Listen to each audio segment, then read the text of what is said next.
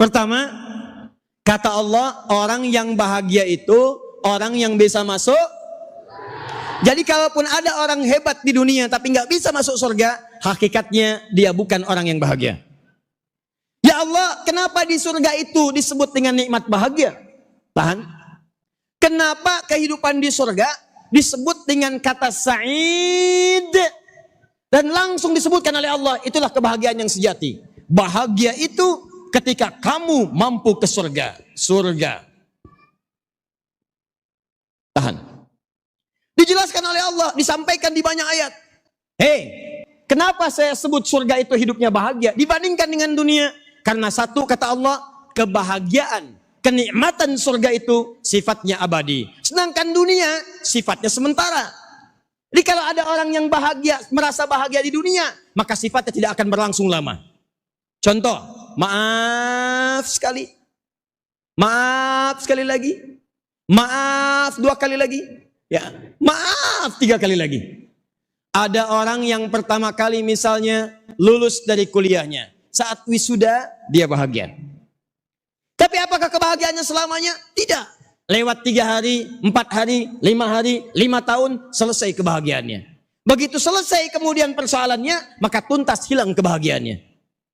Ada orang promosi jabatan naik, diangkat jadi wali kota. Naik lagi sampai jadi gubernur. Naik lagi sampai jadi presiden. Bahagia. Tapi ketika jabatan itu hilang kemudian, ganti dengan orang lain, maka hilang pula rasa kebahagiaannya. Yang paling dahsyat, ada orang punya mobil baru, rumah mewah, kendaraan cukup, semuanya ada, bahagia. Cuman ketika maut datang, habis semuanya. Jadi sifat bahagia itu kata Allah, kalau ingin disebut bahagia, maka dia tidak punya sekat batas untuk bisa menghambat kebahagiaan itu. Semua harus dirasakan bahagia. Pagi, malam bahagia. Siang, petang bahagia semua. Maka tidak ada semua kenikmatan itu kecuali di surga. Saya ulang, tidak ada semua kenikmatan itu terjadi kecuali hanya di surga saja. Karena di surga tidak ada kematian lagi, di surga tidak ada batas lagi. Begitu Anda menginginkan sesuatu, maka itu akan datang selamanya tanpa tidak pernah terputus. Surga. 1, 2, pelan-pelan. Kebahagiaan yang sejati itu adalah kebahagiaan yang didapat dengan sangat mudah. Bahkan kalau bisa nggak perlu usaha. Maka Allah sampaikan nih, orang-orang di surga, kalau mereka menginginkan sesuatu, itu nggak perlu ikhtiar lagi. Tidak ada kerja, tidak ada usaha. Begitu menginginkan sesuatu, langsung didapatkan kemudian. Buka Quran surah kedua, Al-Baqarah, ayat ke-25. Paling kanan sebelah atas. وَبَشِّرِ الَّذِينَ آمَنُوا وَعَمِلُوا الصَّالِحَاتِ. Berikan kabar gembira pada orang-orang beriman, yang dengan imannya mampu beramal soleh. Annalahum jannatin tajri min tahtihal anhar. Mereka akan diberikan oleh Allah di akhirat nanti hadiah berupa surga dengan segala keindahannya. Ada sungai-sungai yang mengalir, jenisnya banyak. Sungai madu, sungai susu, sungai yang indah-indah. Yang paling hebat, kullama ruziqu minha rizqan qalu hadzal ladzi ruziqna min qablu. Yang dahsyat, wa utubihi mutasyabiha. Setiap mereka pengen sesuatu, baru terbayang sudah diberikan persis semisalnya. Bahkan ada yang paling dahsyat, di dunia pernah pengen tapi nggak kesampaian. Begitu mau ke Al-A'zam, tiba-tiba di samping ada orang yang jualan duren. Baunya sampai ke motor yang kita kendarai. Bisanya cuma nengok aja duren. Beli nggak mampu. Begitu sampai ke majlis ilmu di Masjid Al-A'zam, masuk dia, zikir, selesai taklim mau pulang, meninggal. Begitu masuk surga, hal pertama yang dia ingat dalam benaknya adalah, ya Allah, duren Masjid Al-A'zam, duren. Itu begitu dia ingat, duren, wa utubihi mutasyabiha, sering muncul. Dan itu persis Allahu Akbar. Bentuknya, aromanya, rasanya persis sama. Tidak ada ikhtiar, tidak ada usaha. Ya Allah, Saat saya sedang ada di Masjid Al-Haram, haus ya Allah. Terbayang cincau, terbayang jus alpukat, terbayang jus buah naga. Muncul seketika cincau, pling, buah naga, pling, alpukat, pling, ada di depan semuanya. Dan persis seperti yang diharapkan. Ya Allah, saya tuh datang ke Al-Haram dengan harapan mendapatkan jodoh.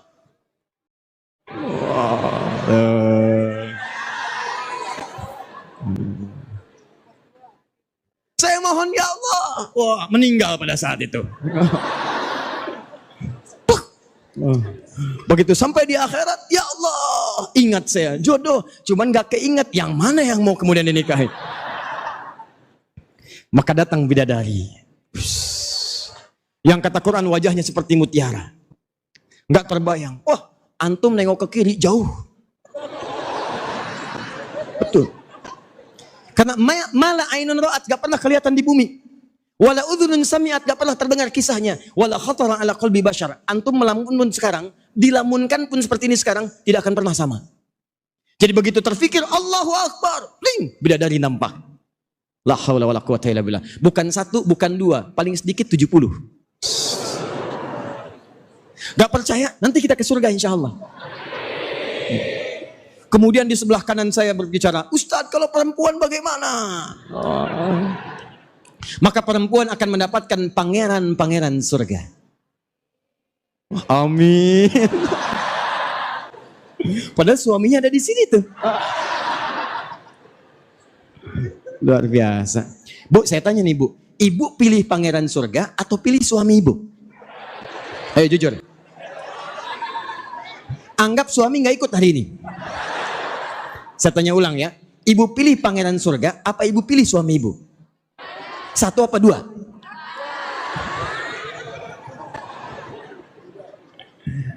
Ada ayatnya, kalau bisa jadikan suami Anda bagian dari pangeran surga yang menemani Anda secara abadi. Ya, tidak cukup dengan amin, ada ayatnya. Apa amalannya? Amalannya turunkan kebahagiaan surga itu ke bumi. Maka kita akan bertanya kepada Allah, ya Allah, saya pengen ke surga supaya saya hidupnya abadi. Saya pengen bahagia seperti orang-orang masuk surga bahagia. Saya ingin mendapatkan apa yang dijanjikan dalam Al-Quran itu. Ya Allah, saya pengen dapat itu apa yang dijanjikan tadi. Semua kenikmatannya. Bagaimana meraihnya? Maka turunkan semua kenikmatan itu ke bumi. Turunkan semua amalannya ke bumi. Maka Allah sampaikan, kalau ada yang mengerjakan amalan ahli surga itu, bukan sekedar saya akan masukkan dia ke dalam surga. Bahkan kenikmatan surga akan saya cipratkan, akan saya berikan walau tidak sama dengan aslinya. Saya berikan pengantarnya, saya berikan bonusnya. Jadi ada orang tinggal di bumi tapi mendapatkan kemudahan-kemudahan seperti orang yang mendapatkan kemudahan di surga. Bentuknya tidak sama, nikmatnya beda, lebih nikmat di surga, tapi hidupnya di bumi diberikan kebahagiaan oleh Allah seakan-akan pengantar menuju surganya. Kalau saya tanya, apakah kita mau mendapatkan kebahagiaan seperti ahli surga? Mau ke surga? Nah, maka sekarang kita akan turunkan amalannya. Amalan apa saja yang saat kita kerjakan memasukkan kita ke dalam surga dengan segala kebahagiaannya, plus diberikan bonusnya oleh Allah saat di dunia. Orang ini hidupnya akan bahagia, hidupnya mudah seperti orang di surga mudah. Saya beri rahasia nih. Tadi kan saya katakan orang di surga itu nggak perlu nyari lagi kan? Mau makan, muncul makanan. Mau minum, datang minuman.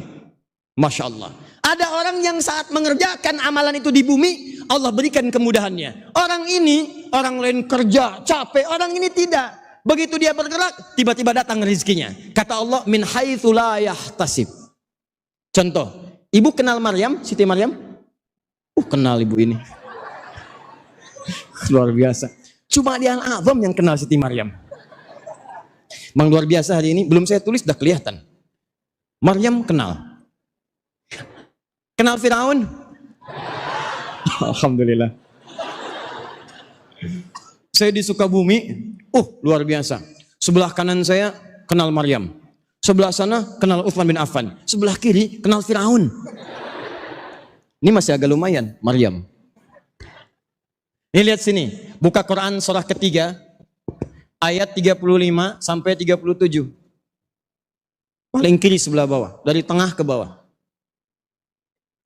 Maryam punya bapak. Siapa namanya? Imran. Imran punya istri. Siapa namanya? Ibu Imran. Paling gampang tuh. Siapa istrinya Nabi Daud? Ibu Daud. Siapa istri Nabi Sulaiman? Ibu Leman. Siapa istri Nabi Ismail? Ibu Mail. Orang Indonesia tuh. Hannah. Imran punya istri namanya Hannah. Dengan Hannah menikah punya anak namanya Maryam. Maryam itu kalau dalam bahasa kita orang yang suci, bersih, dekat dengan Allah, rajin ibadah. Jadi bapak ibunya nyiapin Maryam dari sejak kecil supaya bisa menjadi ahli surga. Apa diantaranya? Didekatkan dengan Allah, rajin dengan ibadah. Begitu didekatkan dengan Allah, dibuatkan mihrab, tempat yang dikhususkan untuk ibadah. Masuk ke mihrab, ibadah. Dilatih ibadahnya oleh seorang yang sangat luar biasa. Dekat dengan Allah, ilmunya luas, namanya Zakaria. Zakaria itu pamannya Maryam. Ya, kerabatnya Imran. Imran keturunannya dari nanti nyambungnya ke Ishak. Jadi nanti dari Ishak anaknya Nabi Ibrahim. Masuk nanti lahir dari Sayyidah Sarah Ishak. Ishak turun Yakub, Yakub turun Yusuf, dari Yusuf nanti ada Musa, ada Daud, ada Sulaiman, nyambung ke Imran, dari Imran ke sampingnya ada Zakaria, turun ke bawah ada Maryam, ke bawah lagi ada Isa alaihissalam. Nabi Isa ke Nabi Muhammad jaraknya 600 tahun. Sebelah kirinya istrinya dari Sayyidah Hajar, turun Nabi Ismail alaihissalam, lahir Nabi Ismail, dari Nabi Ismail menurunkan Nabi Muhammad sallallahu alaihi wasallam. Muhammad SAW bin Abdullah bin Abdul Muttalib bin Hashim bin Abdul Manaf bin Qusay bin Murrah bin Kilab bin Ka'ab bin Ghalib bin Fihir bin Malik bin Nadar bin Kinana bin Khuzaimah bin Mudrikah bin Ilyas bin Nizar bin Mudar bin Ma'ad bin Adnan bin Adli bin Muqawwam bin Nahur bin Tarikh bin Ya'rub bin Yasub bin Nabit bin Ismail alaihissalam bin Ibrahim alaihissalam bin Adhar atau bin Nahur bin Abir bin Kinan bin Arfakhshad bin Sam bin Nuh alaihissalam bin Mihlail bin Matushalah bin Kinan bin Anwas bin Tis bin Adam alaihissalam. Ulangi.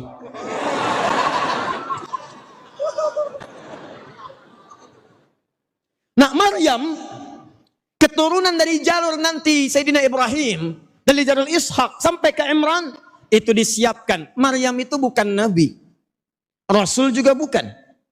Beliau manusia biasa. Kenapa disiapkan manusia biasa? Untuk menjadi contoh bagi kita.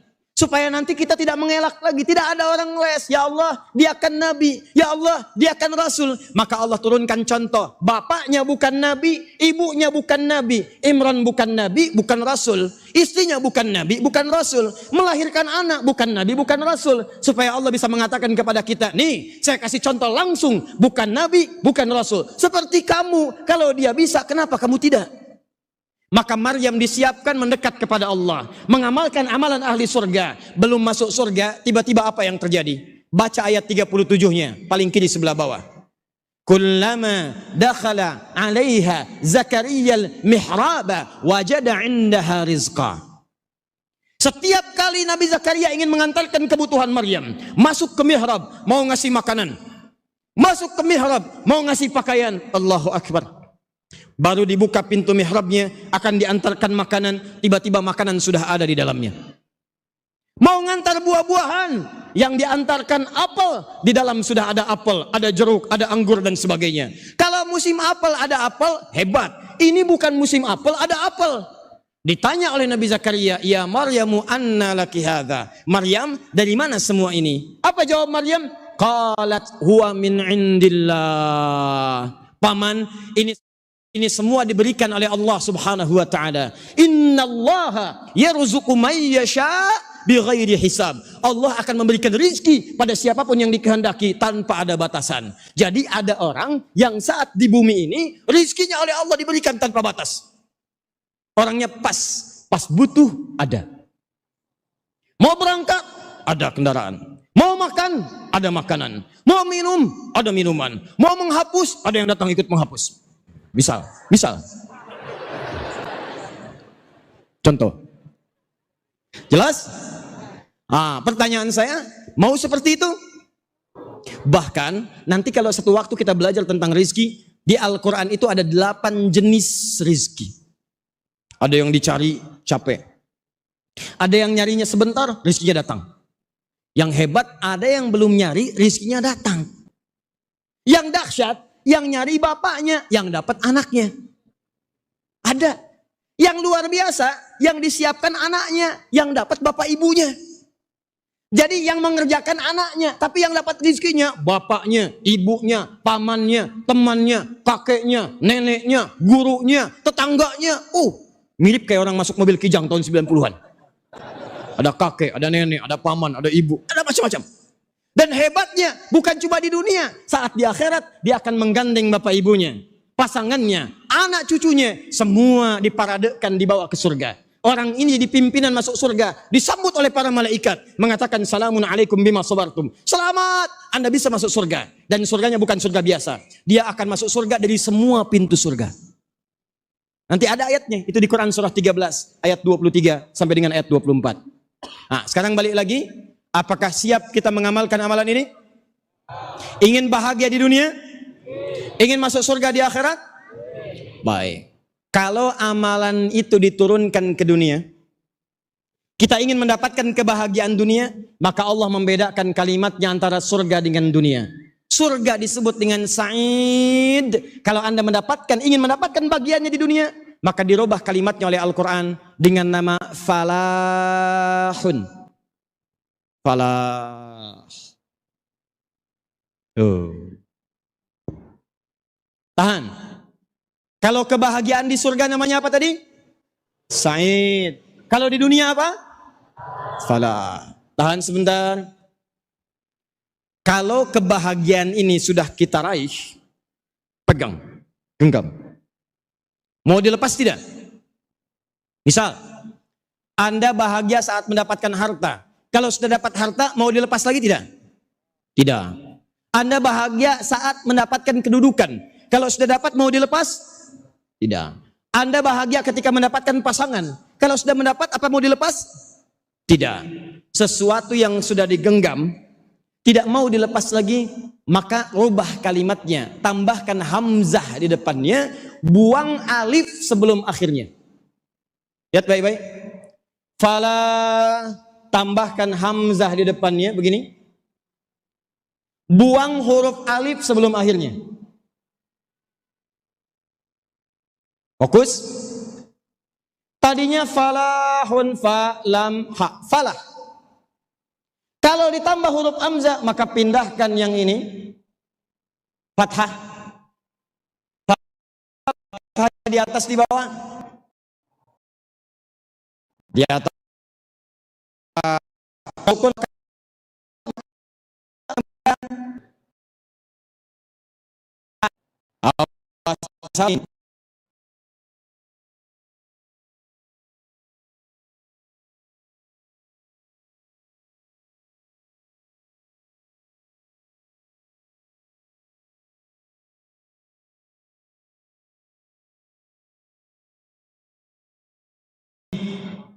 Kata saya ke Garut, begitu nyampe Garut dihidangkan buah. Kata orangnya, Ustadz, ini buah sukun.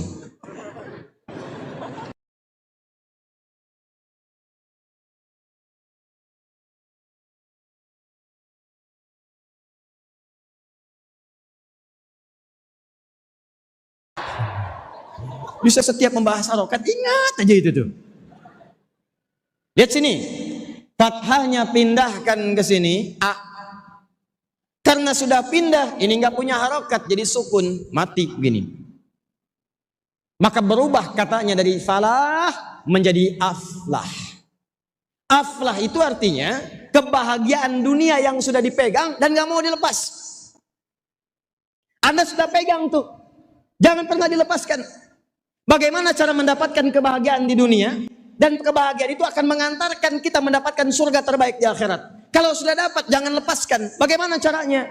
Maka diturunkan langsung satu surah. Surahnya ada di surah ke-23 ayat 1 sampai dengan 9.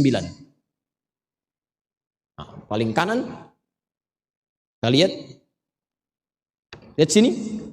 Quran surah ke-23 ayat 1 sampai 9. Yuk lihat baik-baik, pelan-pelan. Ini kita masuk ke intinya nih. Ada ayatnya? Qad aflahal mu'minun. Ada kata aflahnya di situ? Ada. Qad harfu tahqiqin, huruf yang menjamin kepastian. Kalau diterjemahkan dengan ilmu nahwunya maka diartikan qad aflahal mu'minun, pasti. Al mu'minun, orang-orang beriman itu aflah, akan menggenggam kebahagiaan di dunia dan dia akan bahagia di akhirat. Jadi kata Allah, cukup Anda ini beriman. Kalau Anda betul-betul beriman, maka Allah akan jamin orang beriman tuh dunianya bahagia, akhiratnya bahagia. Makanya ketika dia berdoa di dunia, orang beriman itu doanya beda. Doanya diberikan oleh Allah bahagia dunia akhirat. Silakan buka Quran surah kedua Al-Baqarah ayat 201, 201 paling kanan sebelah bawah. Itu orang-orang beriman ketika berdoa langsung disebut oleh Allah. Doanya kita hafal sebetulnya. Cuma mungkin ayatnya belum ditemukan. Bahkan Anda punya istilah sendiri. Rabbana atina fid dunya wa fil akhirati hasanah wa qina, ya Allah berikan kami kenikmatan, kebaikan, kebahagiaan di dunia. Juga berikan kebahagiaan di akhirat. Jangan sampai di dunianya kami nikmat tapi di akhirat kami sengsara. Doa apa itu? Oh, sapu jagat. Cuma orang Indonesia yang bisa. Dan cuma orang Tangerang Al-Awam yang tahu istilahnya sapu jagat. Saya tinggal lama di Arab, orang Arab gak tahu tuh. Gak percaya silahkan Anda ke Arab, tanyakan. At-ta'rif doa sapu jagat? Oh, sapu jagat. Dunianya baik, akhiratnya mulia. Bagaimana cara mendapatkan itu? Lihat baik-baik. Karena ada orang yang kalau Anda baca ayat sebelumnya, faminan nasi may yaqulu rabbana atina fid dunya wa ma lahu fil akhirati min khalaq.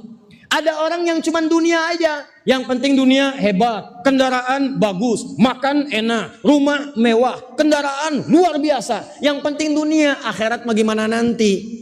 Ada yang cuma dunia saja. Nah itulah orang-orang yang orientasinya nggak punya iman.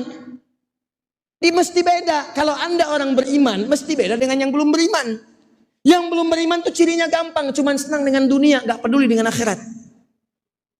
Orang beriman mesti beda. Dunianya sukses, akhiratnya pun luar biasa bahagia. Di sepanjang Anda beriman, ayo sukses. Kata Quran kaya, kaya, jangan nanggung, kaya. Sebab dengan kekayaan itu Anda bisa zakat.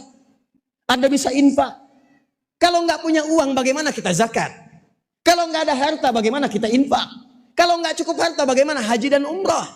Kata Quran, ayo dapatkan, ayo dapatkan. Dunianya bahagia, akhiratnya mulia. Nah sekarang kata Allah satu, orang beriman saya jamin pasti dia akan bahagia dunia dan akhirat. Nah, pertanyaan saya, apakah semua kita sekarang di sini beriman? Yang belum beriman angkat tangan. Tidak. Angkat tangan.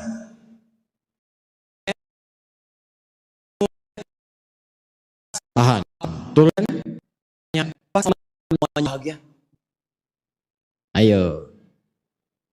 Jangan-jangan di kantor Anda hebat, di rumah Anda gelisah. Jangan-jangan di rumah Anda bahagia, tapi pekerjaan Anda punya masalah. Jangan-jangan di rumah bagus, di kampus ada persoalan. Jangan-jangan di kantor hebat, di rumah bagus, tapi dengan tetangga punya persoalan. Kata Quran beda, orang beriman tuh dimanapun dia menapak, dimanapun dia tinggal, maka dia mendapatkan kebahagiaan yang hakiki. Pertanyaannya, Ustadz, kalau ada orang mengaku beriman tapi belum sempurna kebahagiaannya, maka apa masalahnya? Apa amalan yang kurang? Apa persoalannya? Kata Allah, boleh jadi dia tidak mengamalkan rumus-rumus kebahagiaan yang disebutkan dalam Al-Quran. Sekarang lihat baik-baik, rumus yang pertama. Saya cukupkan sampai sini nanti, rumus pertama. Kalau nanti ada pertanyaan kita diskusikan, kalau tidak ada kita nanti detilkan. Perhatikan baik-baik, ini yang paling penting nih. Dari sekian apa yang saya sampaikan. Satu, amalan pertama. Kalau Anda ingin bahagia dunia, termasuk sukses pekerjaannya, di rumah tangga bahagia, maaf, di rumah bahagia, kantor bahagia, di kampus juga senang, di kehidupan sosial senang, amalan pertama kata Allah, perhatikan baik-baik, perhatikan ayat keduanya. Qad aflahal mu'minun, ayat keduanya, alladzina hum fi salatihim khashi'un. Khashi'un. Satu, amalan pertama. Tahan. Jika Anda ingin masuk surga, bahkan surganya surga Firdaus. Karena nanti di ayat yang ujungnya dari 9 itu, begitu nyampe ke ayat itu akan disebutkan ulaika humul warithun alladzina yarithuna al-firdausa hum fiha khalidun. Orang ini di akhirat masuk surga besar Firdaus. Akhirat surga dunianya. Nama satu kata Allah, tahan orang ini saat di dunia khusyuk salatnya. Salat.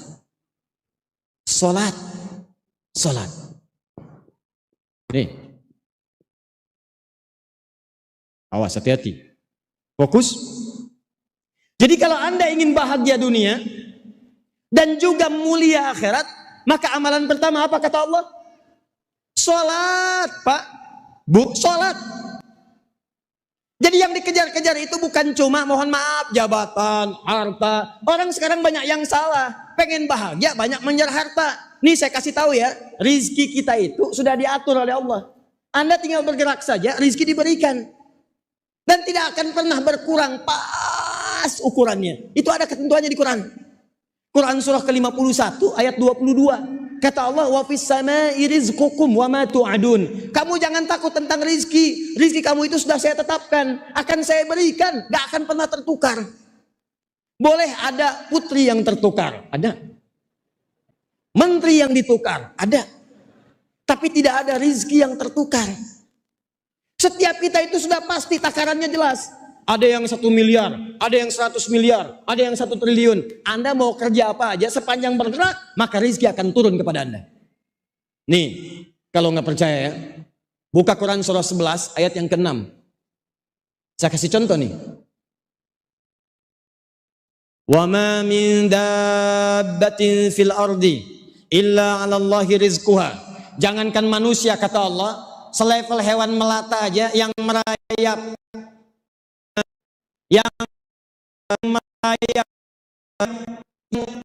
yang bahkan gerakannya lambat. Jangankan manusia, hewan melata saja saya telah tetapkan rizkinya. Hewan tidak punya akal, tidak punya takwa, rizkinya ada. Apalagi kalian manusia, jangan takut tentang rizki kata Allah, pasti ada. Ibu tahu cicak? Antum ikhwan tahu cicak? Bagaimana cara berjalannya? Merayap. Di mana merayapnya? Dinding. Nih lihat baik-baik. Cicak merayap di dinding. Apa makanannya? Saya ya. Ada orang lihat akal. Di mana adilnya Allah? Cicak cuman merayap di dinding, tapi makanannya nyamuk bisa terbang. Makanannya punya sayap, yang mau makan nggak punya sayap. Anda bayangkan kalau nyamuknya punya akal dan dia jenius, itu cicak jadi mainan. Cicaknya merayap di dinding sana, nyamuknya di tengah-tengah kubah. Cicak, ayo tangkap, ayo tangkap. Tapi memang hikmah Allah menjadikan nyamuk tidak punya akal, cicak pun tidak punya akal. Dua-duanya tidak punya takwa. Yang paling hebat, Allah hanya memerintahkan pada cicak, kamu cukup merayap, maka saya akan datangkan nyamuk kepadamu. Lihat kalimatnya, orang tua kita mengajarkan dulu kalimat-kalimat indah dalam lirik. Cicak-cicak di dinding, diam-diam. Cicak itu cuma menunaikan perintah Allah. Kata Allah, cicak merayap walaupun cuma diam-diam, maka dia merayap diam-diam. Cicak-cicak di dinding, diam-diam. Datang seekor. Perhatikan, bukan cicaknya mendatangi nyamuk, tapi nyamuk yang mendatangi cicak. Kenapa? Karena cicaknya merayap. Kalau cicaknya nggak mau merayap, nyamuknya nggak akan datang. Allah perintahkan pada kamu merayap pun dia datang seekor nyamuk. Bukan cicak yang mendatangi nyamuk, nyamuk mendatangi cicak. Datang seekor nyamuk, lalu silahkan. Ayo. Jadi kalau urusan rezeki jangan takut. Makanya salah kalau ada orang mengukur kebahagiaan dengan harta. Begitu hartanya hilang, maka hilang kebahagiaannya. Karena itu banyak terjadi di rumah tangga. Ukuran kebahagiaannya itu materi, harta. Begitu hilang hartanya, masalah di rumah tangganya. Banyak salah ukur. Yang diukur itu cuma materi, penampilan, wajah, ganteng, cantik. Begitu memudar, hilang kebahagiaannya. Maka kata Allah, kalau Anda ingin latihan mendapatkan kebahagiaan, maka yang pertama, dapatkan kebahagiaan itu dengan ikhtiar. Salat, salat, salat. Masih ingat kebahagiaan yang diusahakan didapatkan di dunia disebut apa tadi? Masih ingat? Falah. Sekarang lihat sini. Saat kita dipanggil oleh muadzin untuk menunaikan salat dalam azan. Hayya 'alas salat. Salat. Apa kami sholat? Kenapa kami sholat? Dijawab kemudian. Apa jawabannya?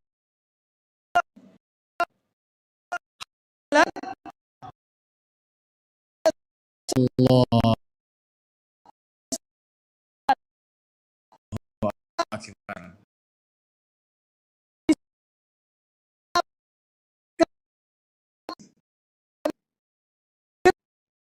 Dijawab ingin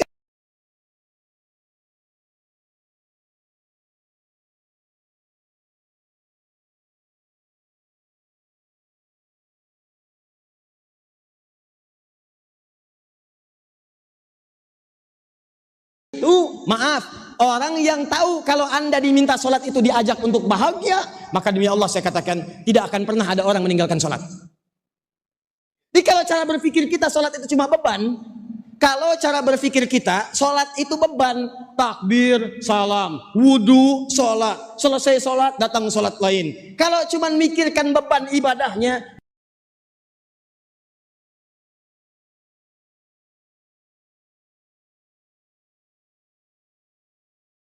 pun yang berpikir untuk meninggalkan sholat. Makanya kalau sudah akan tiba waktu sholat, lihat baik-baik. Cara berpikirnya ini, alah.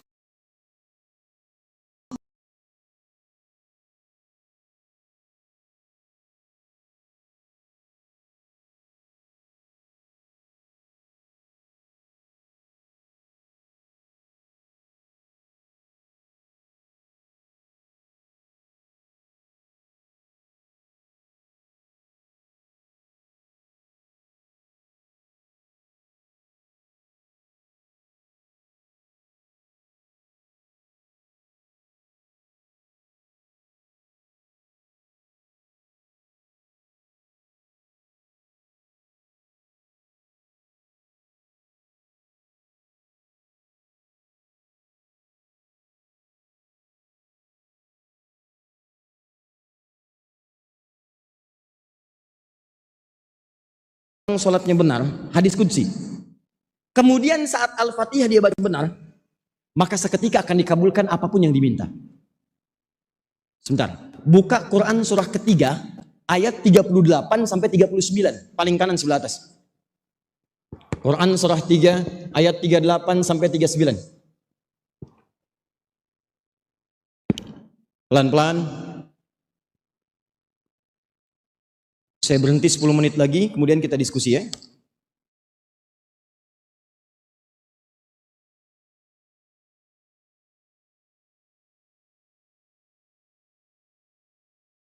Masa kita yang belum jelas masuk surga nggak mau diuji? Aneh kan? Ujian Nabi Zakaria itu sudah menikah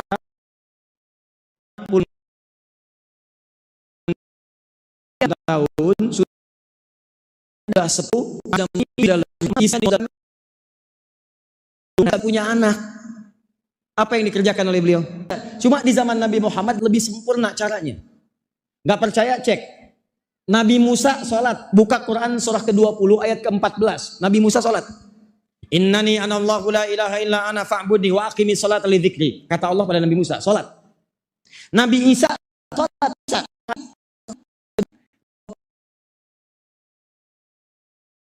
Sholat. Buka Quran surah ke-19 ayat 55. Bahkan minta keluarganya sholat. Wa kana ya'muru ahlahu bis sholat. Hei keluargaku, sholat, sholat, sholat, sholat. Anda bayangkan, Nabi, Rasul, dekat dengan Allah, dijamin surganya, dijaga dari maksiat, sholat. Ente Nabi bukan, Rasul bukan, imam bukan, makmum kadang-kadang. Surga belum jelas, hisab menegangkan, gak mau sholat. Anda siapa Ferguson? Coba lihat lagi. Nah, apa rahasianya? begitu beliau sholat, dalam sholat minta. Ini sholat belum selesai nih. Dalam berdiri begini Pak. Berdiri. Masih berdiri minta kepada Allah. Apa permohonannya? Hunalika da'a Zakaria rabbah. Qala rabbi habli min ladunka dzurriyyatan thayyibah innaka sami'ud du'a. Ya Allah, mereka mengatakan aku nggak mungkin punya keturunan. Aku nggak mungkin punya anak. Bahkan istriku divonis menopause ya Allah dan mandul. Maka saya hanya memohon kepadamu yang tidak punya batas. Kalau manusia mengatakan ini ada batasnya, kalau manusia mengatakan ini nggak mungkin sembuh, kalau ada orang mengatakan ini nggak bisa, mustahil, maka ini tanda dari Allah. Tinggalkan pendapat manusia, minta kepada Allah. Apa yang dikerjakan? Sholat. Makanya kalau Bapak Ibu ada kebutuhan, dipanggil sholat. Dalam sholat itu minta. Kita saat dipanggil sholat itu bukan untuk menyusahkan kita, supaya minta. Anda perlu apa? Begitu minta dalam sholat, apa yang terjadi? Baca ayat 39-nya. Fanadatul malaikatu wa huwa qaimun yusalli fil mihrab. Yusalli sedang sholat fil mihrab, di mihrab. Annallaha yubasyiruka bi Yahya. Tiba-tiba selesai berdoa, sholatnya belum selesai, masih berdiri dalam sholat. Belum tuntas sholatnya, masih berdiri. Turun malaikat menyampaikan, Annallaha yubasyiruka bi Yahya. Allah kasih kabar gembira, Anda akan punya anak. Langsung namanya diberikan Allah, Yahya. Yahya itu artinya hidup. Kata Allah, hei, kata manusia kan mustahil. Ada bayi lahir dari rahim seorang perempuan yang monopause dan mandul, bayi yang hidup. Hei, aku tetapkan tidak ada yang mustahil bagiku. Lahir dan hidup dia, namanya Yahya. Umat Nabi Muhammad, Nabi Zakaria sholat berdoa dikabulkan. Umat Nabi Muhammad karena nabinya istimewa, sebelum sholat langsung ditunggu oleh Allah. Mau minta apa dalam sholat? Saya bacakan hadis qudsi. Ini sahih. Hadisnya sahih. Haddatsana qala Rasulullah sallallahu alaihi wasallam. Perhatikan hadisnya. Qasamtu shalah baini wa baina 'abdi. Saya bagi salat dua bagian. Ada hak saya kata Allah, ada kewajiban saya. Hak saya kewajiban hamba yang salat. Kewajiban saya hak hamba yang salat. Apa itu keduanya? Idza qala al-'abdu, dimulai dengan Al-Fatihah. Jika seorang hamba benar membaca Al-Fatihahnya, dia katakan Alhamdulillahi Rabbil Alamin. Dia baca dengan benar Alhamdulillahi Rabbil Alamin. Qala Allahu Azza wa Jalla, dijawab oleh Allah, Hamadani abdi, hambaku sedang memujiku. Wa idza qala al-'abdu ar-Rahmanir Rahim, kalau hambaku mengatakan ar-Rahmanir Rahim, qala Allahu Azza wa Jalla, Allah menjawab athna alayya abdi, hambaku sedang menyanjungku. Wa idza qala al-'abdu malik yaumiddin, kalau hamba berkata malik yaumiddin, qala Allahu Azza wa Jalla majjadani abdi, kata Allah hambaku sedang mengagungkanku. Sekarang perhatikan rahasianya. Wa idza qala al-'abdu, kalau hamba membaca, perhatikan baik-baik, iyyaka na'budu wa iyyaka nasta'in. Iyyaka na'budu, ya Allah, sekarang kami sedang ibadah, kami salat kepadamu. Karena ibadah itu disebut dengan sholat. Contohnya di dalam Quran. Kami ibadah. Apa makna ibadah? Sholat. Dari mana taunya? Buka Quran surah ke-20. Ayat ke-14. Kata Allah, fa'budni, sembah saya ibadah. Bagaimana caranya? Wa aqimis sholat. Tunaikan sholat. Kita katakan, iyyaka na'budu ya Allah. Sekarang kami sedang sholat. Wa iyyaka nasta'in. Dan kami sedang butuh pertolongan. Kami minta ya Allah. Kami minta, kami mohon. Nah, Anda saat menyebutkan iyyaka nasta'in itu di hati minta apa? Sedang ada kebutuhan apa? Apa jawabannya? Begitu Anda benar bacaannya, kata Allah, perhatikan hadis qudshinya. Hadza baini wa baina abdi. Ini perjanjian antara aku dengan hambaku. Wali abdi, kalau hambaku benar sampai sini salatnya, baru sampai bacaan tadi, masalah apapun yang dia minta, aku akan kabulkan sekarang. Apapun yang diminta, dikabulkan seketika. Makanya tidak ada nabi, orang soleh, sahabat, tabi'in, dan seterusnya, kecuali dalam sholatnya mereka meminta semua yang diinginkan dalam kehidupan dunia akhiratnya. Karena itu, saya tutup, orang yang sholatnya benar, awas hati-hati, orang yang sholatnya benar, langsung dijanjikan oleh Allah, di dunianya mendapatkan 5 kebahagiaan. Yang tidak didapatkan oleh orang yang tidak sholat. Cepat. 1, orang sholat hatinya akan selalu tenang. Saya ulang, orang sholat hatinya akan selalu tenang. Itu ada di Quran surah ke-13 ayat ke-28. Ditafsir di Quran surah ke-20 ayat ke-14. Ala bi dzikrillahi tatmainnul, yakinkan pada dirimu kalau zikirmu benar kepada Allah, hatimu akan tenang. Sedangkan zikir dalam Al-Quran itu diantara ibadahnya disebut dengan sholat. Diantara maknanya, wa aqimis sholata li dzikri, tunaikan sholat sebagai zikir kepadaku. Kata Allah, apa manfaat zikir itu? Manfaat zikir itu memberikan ketenangan pada hati. Jadi kalau orang biasa sholat dengan baik, hatinya tenang. Makanya ibu, ya Pak, saya sarankan kalau sedang punya masalah, ambil wudhu, sholat. Demi Allah saya katakan, walaupun solusinya belum datang, tapi hati sudah tenang. Dan ketenangan itu penting, kadang-kadang lebih penting dibandingkan harta yang kita miliki. Ayo pilih mana? Kaya tapi gelisah atau miskin tapi tenang? Nggak ada pilihan ketiga. Ayo, nggak usah ngarang. Kaya tapi gelisah atau miskin tapi tenang? Pilih mana? Oh, kaya tapi tenang. Tenang. Cepat, 2. Orang yang sholatnya benar, ini jaminan Allah langsung. Maka hidupnya akan dimudahkan, rizkinya akan mengalir berlimpah. Hidupnya mudah, rizki berlimpah. Dalilnya Quran surah ke-65, di akhir ayat kedua, di awal ayat ketiga. Akhir ayat kedua, awal ayat ketiga. Sudah? 3. Orang yang sholatnya benar, maka akan langsung oleh Allah dirubah hidupnya. Dirubah hidupnya dan perilakunya menjadi orang yang baik. Baik gitu. Kalau jadi pejabat, pejabat yang baik. Jadi hartawan, hartawan yang baik. Maaf, jadi guru-guru yang baik. Jadi suami-suami yang baik. Makanya ulama sekarang mengatakan kalau Anda ingin mendapatkan orang terbaik di rumah tangga, maka yang pertama lihat agamanya, lihat sholatnya, lihat Qurannya. Sekarang orang para kiai itu kunci anaknya kalau sedang dilamar orang ditanya Qurannya. Datang 3 orang ke rumah seorang kiai memperebutkan anaknya. Begitu kemudian mengajukan lamaran, kata kiainya, Anda yang pertama, rahmatullah, siapa namanya? Anas Pak. Baca surat An-Nas. Baca. Lihat makhrajnya, bagus. Ada yang kedua, siapa namanya? Torik Pak, Torik. Baca surat At-Torik. Baca. Bagus. Kalau ada yang ketiga, siapa namanya? Wajahnya pucat. Saya Imran Pak. Udah pucat. Pak Kiai udah mau begini, tiba-tiba dipotong. Tapi panggilan sehari-hari, kulhu Pak. Panggilan sehari-hari, kulhu. Cepat ya. Dalilnya Quran surah ke-29 ayat ke-45. Orang yang sholatnya benar pasti jadi orang baik. Orang baik itu kalau dibawa kemana-mana enak hidupnya.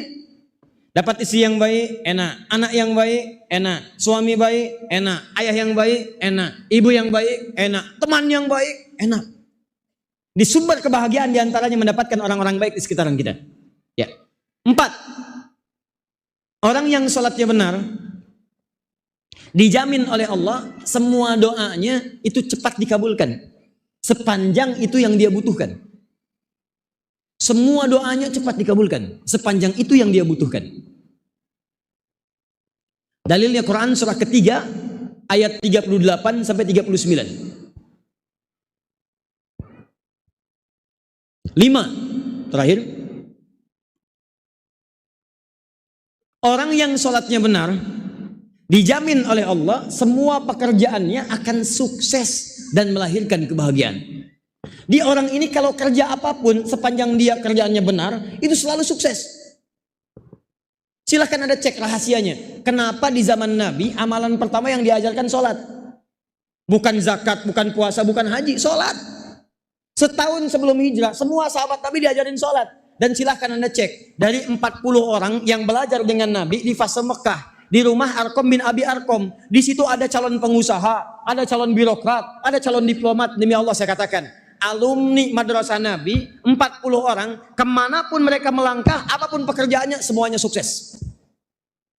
Silahkan cek. Imam An-Nawawi menulis bab khusus, kalimat khusus di kitabnya At-Tibyan tentang amalan para sahabat. Utsman bin Affan orang sukses, hartanya banyak. Abdurrahman bin Auf, Tamim Ad-Dari. Apa amalan utamanya? Kata Imam An-Nawawi, rahasia mereka selalu memaksimalkan sholat. Mereka nggak pernah ketinggalan tahajud. Malam-malam bisa tahajud sampai khatam Al-Quran. Tuh. 5. Nah, maksud saya, sebelum kita akhiri, jika kita tiap hari sholat 5 waktu, tambah amalan sunnah, tidak mendapatkan satu dari yang 5 ini. Kalau orang nggak sholat nggak dapat, biarin aja karena nggak sholat. Tapi kalau ada orang sholat nggak dapat, dia sholat tapi masih berbuat yang tidak baik. Dia sholat misalnya tapi masih sering gelisah. Dia sholat tapi tidak bahagia. Dia sholat tapi tidak sukses. Dia sholat tapi doa tidak dikabulkan. Maka apa yang salah? Ini yang kita koreksi. Jangan-jangan kata Allah dalam Al-Quran, orang kalau sholat tidak dapat 5 ini, maka masalahnya satu di antara 2. Satu, orang sholat itu boleh jadi tidak khusyuk dalam sholatnya. Satu, tidak khusyuk dalam sholatnya. Dalilnya Quran surah kedua Al-Baqarah ayat ke-45 sampai 46. Bahkan kata Nabi di riwayat hadis Abu Daud, ya di Abu Daud, ada orang yang baru takbir aja sudah kelihatan gak khusyuk. Nih Bu, Pak ya. Waktu kita takbir dan mengucapkan Allahu Akbar, itu kata Nabi, orang yang tidak khusyuk itu langsung gampang kelihatan, digoda oleh setan. Kata setan, ingat ini ya, ingat itu ya. Sholat itu saking luar biasanya, Anda baru takbir begini nih. Sebelum sholat khusyuk, fokus. Begitu Anda takbir Allahu Akbar, kata Nabi, setan akan membisikkan di kepalanya, ingat ini, ingat itu. Makanya nanti pas sholat asar, kalau nggak percaya, nanti akan terbukti itu. Begitu Anda takbir Allahu Akbar, lisannya Allahu Akbar, di kepalanya motor, WhatsApp belum dibalas, status media sosial belum diupdate, di luar mie tek-tek belum dibeli. Bahkan saya katakan nih, kata-kata saya ini akan muncul dalam sholat nanti. Begitu Anda takbir Allahu Akbar, kata Ustadz Adi, akan ada setan membisikkan, itu setan. Bahkan ada orang di ujung hadisnya, saking tidak khusyuknya, hatta la yash'ural musalli kam raqatan yusalli, sampai ada orang yang sholat tidak sadar berapa rakaat sedang menunaikan sholatnya. Ada. 1. Jadi kalau ada orang sholatnya masih demikian, apalagi lupa dengan rakaat sholat, maka orang ini berpotensi sulit mendapatkan satu di antara 5 tadi. 2. Agak cepat, ini penutupnya. Saya mesti mohon maaf ya, maaf ini yang ini. Karena ini mungkin bahasanya halus tapi tajam. Ini langsung dari Al-Quran. Kata Al-Quran, kebanyakan orang nggak dapat yang 5 ini, maaf, karena tidak paham, tidak mengerti apa yang dibaca dan dilakukan dalam sholatnya. Jadi ada orang sholat tapi nggak ngerti bacaan sholat. Ruku nggak ngerti yang dibaca. Sujud nggak paham yang diungkapkan. Ini Anda bagaimana bisa khusyuk kalau nggak paham apa yang dilakukan? Anda kerja tapi nggak tahu yang dikerjakan, kan nggak akan maksimal pekerjaannya. Datang ke kantor mau kerja tapi nggak ngerti pekerjaan, bagaimana bisa kerja? Ini Anda pengen bahagia, kata Allah sholat, tapi Anda nggak ngerti bacaan sholat, nggak paham, gerakan sholat nggak mengerti. Bagaimana bisa khusyuk sholatnya kalau kita tidak memahami apa yang diungkapkan? Duduk di antara 2 sujud, warzuqni, minta rizki. Habis sholat berdoa lagi, ya Allah mohon berikan saya rizki. Yang tadi apa dalam sholat?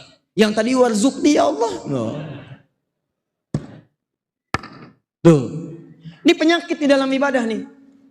Dulu orang itu belajar sampai paham, orang sekarang yang penting bisa bacaannya, tahu gerakannya, nggak peduli apapun yang dipahami. Ini yang bikin celaka. Sekarang musim umroh, banyak orang umroh tawaf cuma sekedar putar-putar, tapi nggak ngerti yang dibacakan. Saya tawarkan sebentar nih, ini ke asar kurang lebih ada 6 sampai dengan 7 menit lagi. Saya mau tanyakan, mau tanya jawab atau saya sempurnakan sebentar? Ulangi, tanya jawab atau sempurnakan? 1 apa 2? Sudah. Udah nggak usah pakai tangan, orang paham kok. Nah. Gak pakai tangan pun paham. Ya, pilihan cuma 2, kalau nggak 1. Ada. Jadi mau yang mana? Sudah. Ini pilihan ini loh, pilihan taklim bukan yang lain. Nah, ini lihat nih, fokus baik-baik. Kebanyakan orang yang sholat tidak paham bacaan dan gerakan sholat, dan ini menjalar ke ibadah lain. Padahal ada satu rahasia dalam tawaf. Yang mau umrah, ingat ini kalimat ini. Buka Quran surah ke-19. Ini rahasia terbatas. Ayat 47 sampai 49. Ini kalau Anda paham rahasia di ayat ini baru tawaf aja, baru tawaf, semua doa yang Anda mintakan berpotensi dikabulkan. Ini kisah Nabi Ibrahim. Makanya kenapa tawaf dimulai dari Hajar Aswad dengan subhanallah, walhamdulillah, wala ilaha illallah, wallah. Berhenti di mana itu bacaannya? Maqam Ibrahim. Dari Maqam Ibrahim ke Rukun Yamani bebas minta. Dari Rukun Yamani ke Hajar Aswad, Rabbana atina fid dunya hasanah. Pertanyaannya, Ustadz, kenapa berhenti di Maqam Ibrahim bacaan yang tadi? Rahasianya ada di surat Maryam ayat 47 sampai dengan 49. Di ayat itu ada isyarat Nabi Ibrahim itu pernah subhanallah, walhamdulillah, wala ilaha illallah, wallahu akbar. Kalimat itu diamalkan isinya. Begitu diamalkan, lihat ayatnya. Wa wahabna lahu ishaq. Kami kabulkan semua dosanya. Maaf, kami kabulkan semua doanya. Kami kabulkan semua doanya. Bahkan istrinya yang divonis tidak mungkin punya keturunan, kami hadiahkan. Langsung mengandung, punya anak, lahir namanya Ishak. Apa rahasianya? Dibuat dalam tawaf. Subhanallah, walhamdulillah, wala ilaha illallah, wallahu akbar. Makanya kalau Anda kemudian baca bacaan itu, pahami artinya. Begitu diamalkan, kata Allah, silahkan minta. Dari Maqam Ibrahim sampai Rukun Yamani, minta bebas. Nggak harus pakai bahasa Arab. Anda boleh minta pakai bahasa kita. Bahasa Indonesia, bahasa Sunda, bahasa Jawa, silahkan bebas. Bahkan ketika Anda ada di Hijr Ismail, Anda ada di depan Multazam, minta boleh. Saya punya pengalaman nih, kisah dari teman. Tapi walaupun caranya nggak harus ditiru, tapi kejadian. Orang ini meminta dengan bahasanya dan dikabulkan. 2 kisah. 1, datang pemuda di Multazam, ya Allah, hamba kesini ya Allah untuk minta, hamba belum ada jodoh.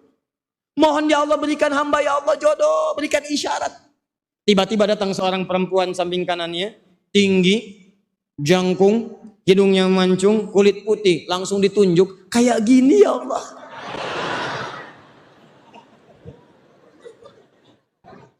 Memang cara dia berdoa agak unik, orang bisa tertawa. Tapi saat pulang dari situ, nikah dia Pak. Walaupun bukan dengan yang tadi. Minta. Ada lagi yang kedua, ya Allah, hamba datang ke sini ya Allah banyak utang. Engkau tahu berapa banyak utang hamba ya Allah. Hamba juga punya catatan. Kalau tidak percaya, ini catatannya ya Allah. Tempel sama dia tuh. Walaupun membuat Anda tertawa, tapi dia meminta dengan cara yang benar. Apa yang dia pahami. Ini yang jarang terjadi. Yang nggak bisa umrah, nggak bisa haji, minta dalam sholat. Ada bacaan pakai bahasa Arab. Rabbighfirli warhamni wajburni warfa'ni warzuqni. Ada yang Allahumma ba'id, ada yang wajjahtu, subhana rabbiyal azim, subhana rabbiyal a'la. Bacaan semua. Ada yang dibaca dalam hati. Saat sujud minta. Makanya Nabi itu saat sujud itu lama. Gitu. Ini orang sekarang ada yang sujudnya lama, lebih lama daripada Nabi. Nabi sudah bangun, dia begini aja. Ketiduran. Orang berdoa dia tidur. Nah itulah teman-teman sekalian. Jadi saya sampaikan satu saja dulu. Karena sebetulnya ada sampai dengan 7 rumus mendapatkan kebahagiaan dunia dan mendapatkan kebahagiaan akhirat. Jadi yang pertama saya berikan satu dulu di antara 7 ini. 1, tolong jaga sholat kita. Siap insya Allah? Dibuktikan oleh Al-Quran dengan kejadian di masa lalu dan dengan keterangan-keterangan. Dan saya sekarang berikan satu amalan. Ini penting nih. Ustadz, sholat mana yang paling utama? Catat nih. Ada 40 rakaat. 40 rakaat. Anda kerjakan sholat ini 40 rakaat. Kalau Anda konsisten mengerjakannya selama sebulan aja, itu insya Allah akan ada perubahan dalam kehidupan. 1. 17 rakaat sholat fardu. Ya, kita mau berakhir. 17 rakaat sholat fardu. Yang wajib. Rumusnya 2, 4, 4, 3, 4. 2 sholat subuh, 4 sholat zuhur, 4 sholat asar, 3 sholat maghrib, 4 sholat isya. 2. 11 rakaat sholat malam, tahajud. Kita agak cepat. 11 rakaat sholat malam tahajud. Di tahajud tuh standarnya 11. Kalau mau 23 silahkan. Tapi latihan yang standar dulu, 11. Dalilnya Al-Bukhari nomor hadis 2008. Paling kanan sebelah bawah. Dari Sayyidah Aisyah. 12 rakaat rawatib. 12 rakaat rawatib. Dalilnya At-Tirmidzi nomor hadis 586. Dari Ummu Habibah. 12 rakaat itu apa saja Ustaz? 2 rakaat sebelum subuh. 2 rakaat sebelum, 4 rakaat sebelum zuhur, 4 sebelum zuhur, 2 rakaat setelah zuhur, 2 setelah, 2 tambah 4 6 tambah 2 8, 2 rakaat setelah maghrib 10, terakhir 2 rakaat setelah isya, 2 rakaat sebelum subuh, 4 sebelum zuhur, 2 setelah zuhur, 2 setelah maghrib, 2 setelah isya. Jumlahnya 12 rakaat. 17 tambah 11 berapa? 28. 28 tambah 12 berapa? 40 rakaat. Tolong jaga 40 rakaat ini, tunaikan siang dan malam dengan benar, maka insya Allah seperti sahabat diwasiatkan oleh Nabi, mereka mengerjakannya dan mendapatkan kemudahan hidup dunia akhirat, maka insya Allah antum pun mendapatkan bagian dari itu semua. Karena ini sudah masuk waktu asar dan kita harus praktekkan, maka tidak ada yang paling baik kecuali kita menutup dengan doa. Ya, ada 3 cara berdoa dari Nabi. Pertama, cukup dibacakan hamdalah.